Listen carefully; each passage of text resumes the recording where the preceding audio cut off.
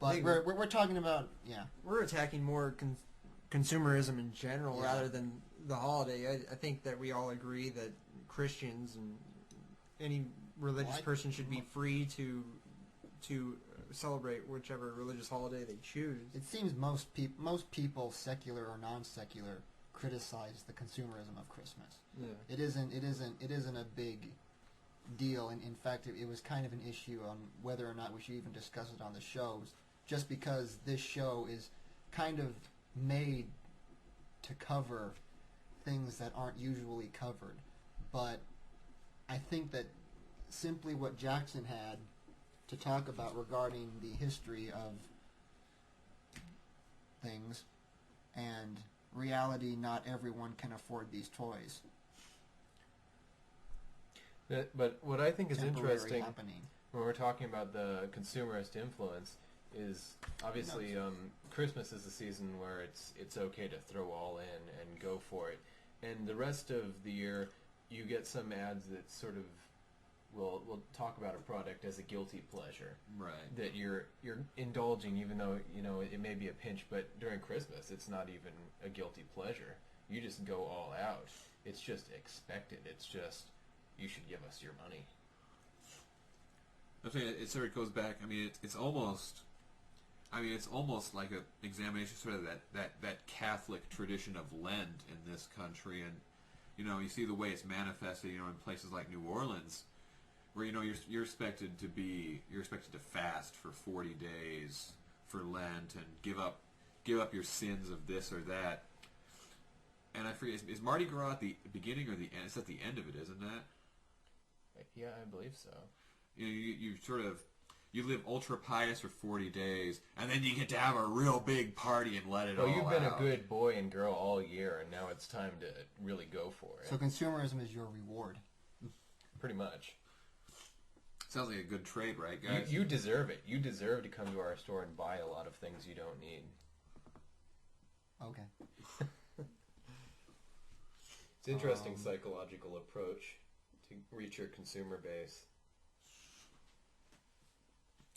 I think the holidays, for people that are in the working, the middle, lower class, the working class, it hits them the hardest because there really is an expectation, from children to get all the toys and everything that their friends are getting, that their peers are getting.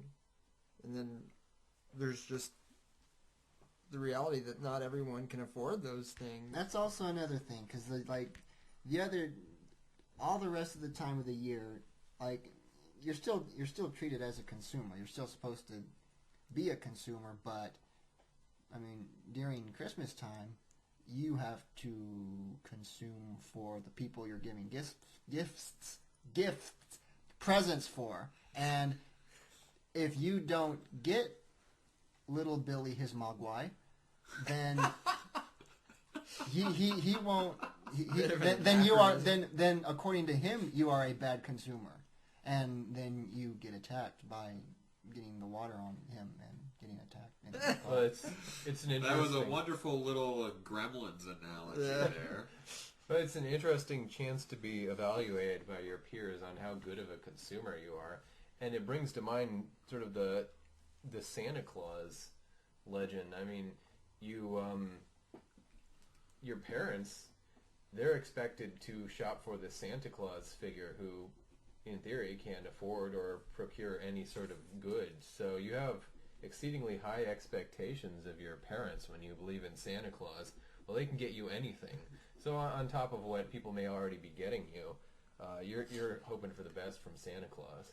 Well, what we're really sort of talking about here is this. I mean, it's sort of a time-old part of the sort of American consumerist, capitalist consumer thing, and it's the idea of keeping up with the Joneses. And when you get into December, and when the Christmas music starts blaring in all the department stores, that keeping up with the Joneses mentality goes into overdrive. It goes completely bonkers. And I'll go back to Lewis Black here for a minute, because he said another sort of interesting thing about this. I mean, Lewis Black grew up in a Jewish household, and he talked about how he became alienated with his Jewish religion, And he sort of credited in part to how he got really crappy presents for Hanukkah. My parents, we practiced Hanukkah. They gave me a top. They called it a dreidel. It was a top. And I always wanted to celebrate Christmas. My neighbors, they were Christians. They celebrated Christmas, and they just have every toy in the world stacked up in their living room, and there'd be 6 ponies in the backyard. He goes, and the neighbor guy would be like, well, we wanted to get just one, but we really couldn't choose between them. But hey, Merry Christmas! Okay. That was the comedy stylings of Lewis Black as interpreted by Jackson. If you would like to... I think that'd be really sad to listen to myself doing purchase- this later, because that would be a really sad... I'm going to poor start copy. plugging you Lewis Black now. Louis Black! For Christmas. Buy it at Walmart. You don't have to watch it now if you listen to this. But I mean, what way is there really of combating it as the society is still in the state that it's in? As long as it's still this pursuit of individual wealth, how can you change consumerism and change holidays like Christmas or winter solstice or whatever? Well, I think there's 2 essential elements I see in the consumerism is the marketing campaign is what they want us to do, and the public psyche is what people are pursuing. And when you see people who have everything and they're on television and they're extremely happy, you get that in the public psyche. And, well, if you just buy enough goods, then you're going to have a great Christmas. This sort of takes me back as far as seeing things on TV and misinterpreting them as reality. We were sort of talking about this a few minutes ago. It's this mentality, sort of conservative reactionary mentality. We need to turn back the clock to a golden yesterday. And a lot of times this golden yesterday never existed. These people tend to have very little to no sense of history. And as an example of it, I mean, about, there's a lot of, aging baby boomers in this country who sort of look back to that golden age of purity that was the 1950s. And it's just, it had more to do, with the fact that when you turned on the TV, the married couples slept in sexless twin beds. They weren't even allowed to be photographed on TV in bed together. Or, these sort of, this sort of historical ignorance, actually, the 1950s were the peak years in this nation's history for teen pregnancy. Of course, back then, there was such a taboo on it. If a teenage girl became pregnant, she got to spend a summer with her aunt to have an abortion or to visit or to, bring the child to term and quickly get it adopted. So that your neighbors never got to see how there was a pregnant teenage girl in the neighborhood.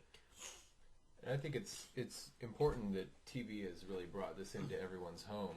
But you talk about literature and fantasy, and we can go back to feudal era, and what do you see?